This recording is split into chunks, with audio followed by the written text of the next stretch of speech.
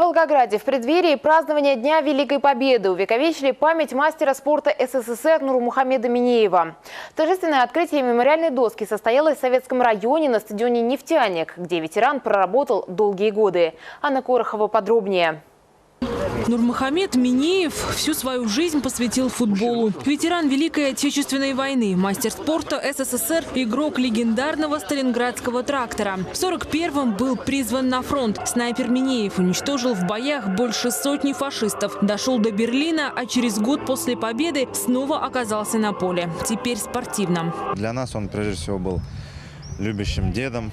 Всегда он нам рассказывал о футболе, о том, как воевал на фронте. В Дрездене дислоцировались их войска, как он играл за сборную в свое время. Вернувшись на родину, стал работать тренером по футболу, принимал участие в строительстве стадиона «Нефтяник». Виктор Лаврентьев рассказывает, с легендой волгоградского футбола он познакомился в 15 лет. Это был пример для подражания, пример для жизни, трудяга.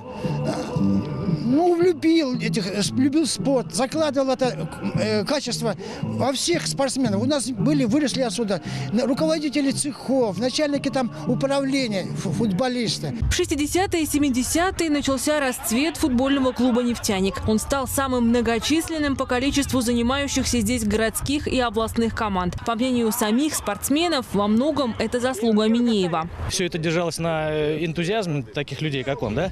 И мы как могли поддерживали эти все начинания. Идею увековечить память о знаменитом волгоградском футболисте предложили его родственники и ветераны спорта. Депутаты Волгоградской городской думы поддержали инициативу. Это большой пример именно для будущего поколения, для молодого поколения, как нужно любить спорт, как нужно любить родину. Мне очень приятно, я счастлива, что такой момент настал. И я привела сюда своих внуков и детей.